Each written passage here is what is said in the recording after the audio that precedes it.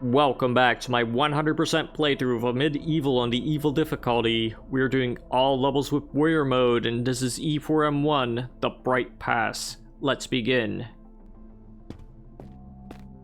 With the sun on the horizon, we are now in the Solar Solstice episode.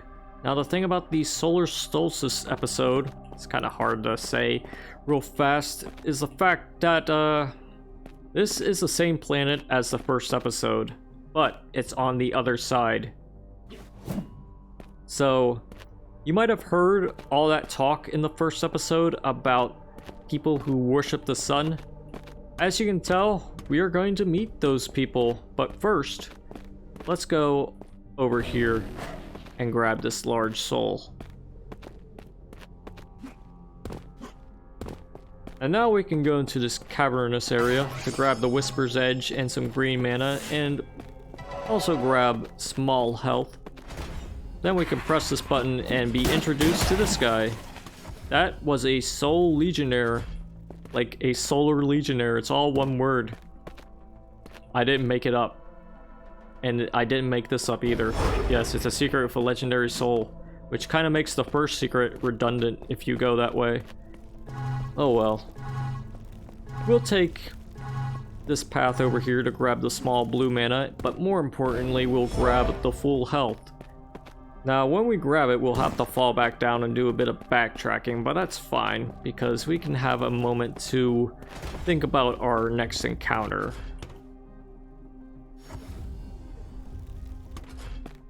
Now, the thing about these Soul Legionnaires is they can deflect your attacks with most projectiles, and even things like the Voltride can be deflected,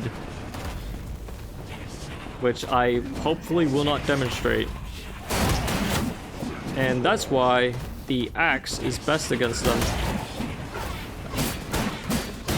And they're not too bad against the big boys too. Well, the mostly big boys. Anyways, here are some Sunseekers, which act pretty much the same way the green boys from the first episode did.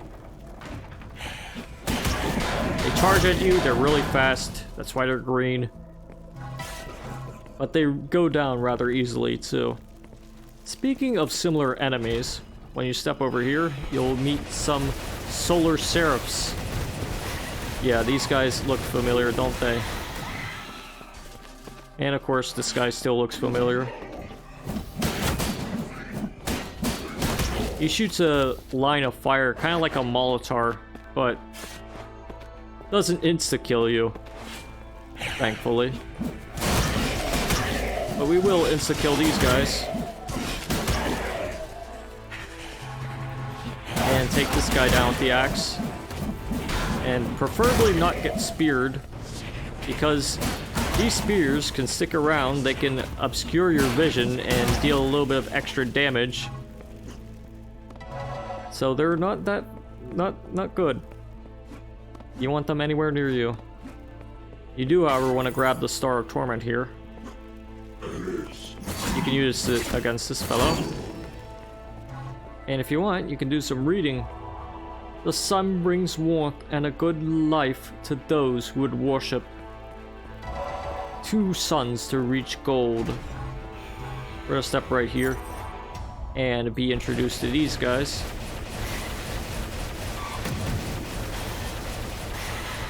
Stepping here moves one of the suns, and to move the other sun to reach gold, I'll show you when the time comes. But for now, we're gonna go over here and do a nice jump and another one to get this secret invisibility.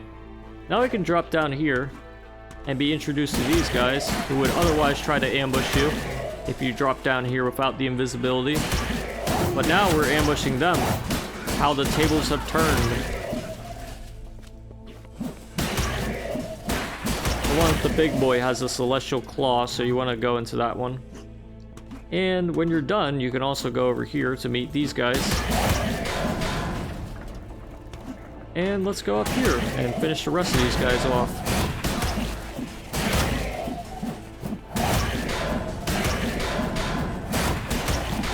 Nice use of invisibility, if I do say so myself. There's one more guy here, though, but 2 strikes with the axe should take him down. If you need mana, there's plenty to go around. And if you push this button, it just races up the lift. Instead, you want to go up here.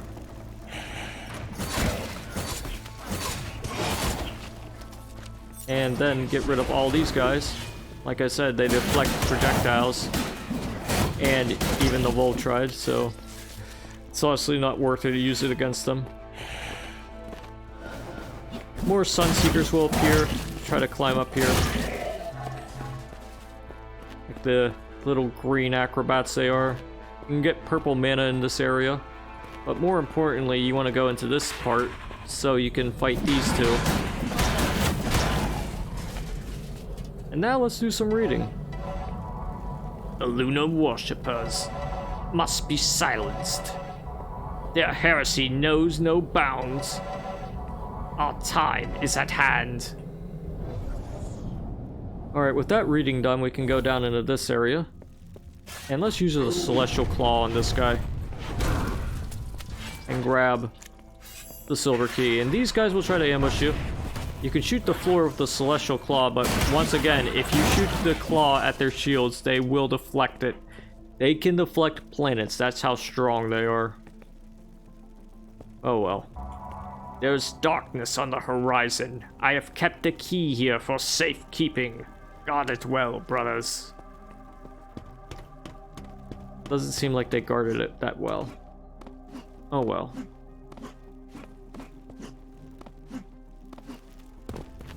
So where do you use the silver key, you may or may not be wondering. We have to go back up here.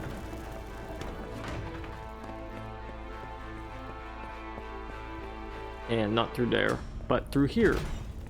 Because... yeah, that button there requires a silver key.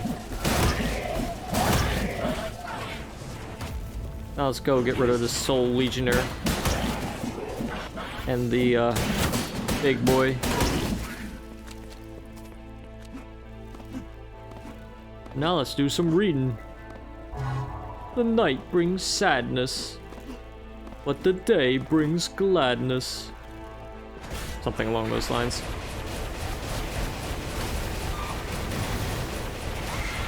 Yeah, this area opens up. You can use the Azure Orb, except for this guy, who's kind of an asshole. But that's a given. And look, the other sun. 2 suns to gold. And over here we're finally gonna use the soul power. Try deflecting this, you bastards.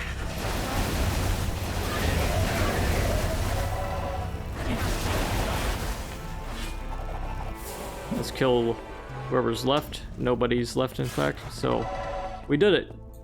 Over here, you can shoot the switch to get the secret. If you need small health for the health bonuses, you can do just that. You can press this button if you want to backtrack through here. But, I need to grab the gold key.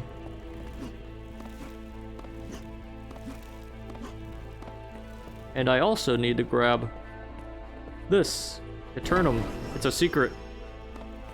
A very useful one, in fact. Alright, so we have the gold key. We can now go into this area. Just push the button there, and you can open the door, and you can meet the even bigger boy. One well-placed shot with the Eternum can take him down, it seems, but it's fine. We have studied the light. A revelation is at hand. Is it now? We'll see.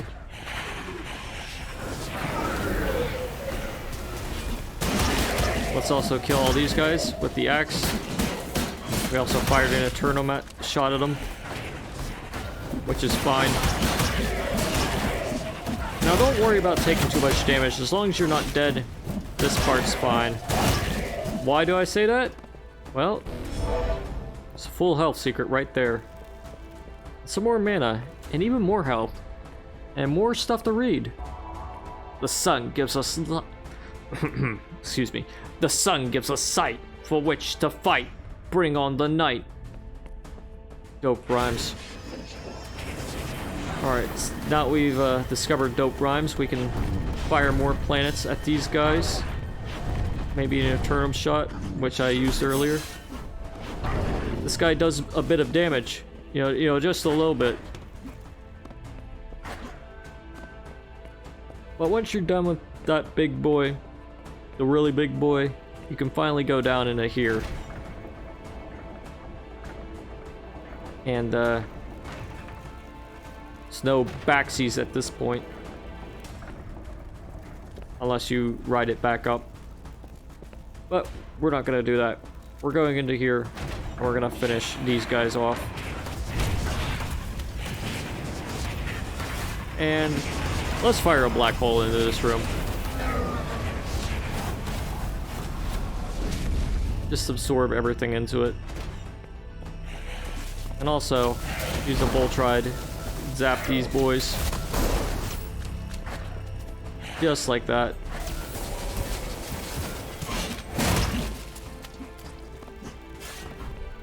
Just trying to make good use out of every weapon. Anyways, we got all the kills, we got all the secrets, and my eyes stained by dark visions, I shall seek guidance at the tower. From Anon. Alright, so now we read everything, we are pretty much done with this level. And to end the level, we can jump down into the water. And that was the Bright Pass, and it's a nice introduction to the 4th episode, the Solar Solstice, where you get to meet all the Solar Boys, as opposed to the Lunar Boys. And yeah, the Soul Legionnaires are kind of evil, but with the axe, you can surely defeat them. It only takes like 2 hits of the axe to kill each of them, and the axe is a pretty fast weapon. The only downside is you have to be in melee range, but you know, the axe is still a good weapon. It's a great weapon, in fact. One of the most satisfying melee weapons I've had in one of these types of games. But yeah, this level is a good introduction to the 4th episode. And I hope you guys are looking forward to the rest of it. So stay tuned for the next episode where we go into E4M2. But until then, toodaloo.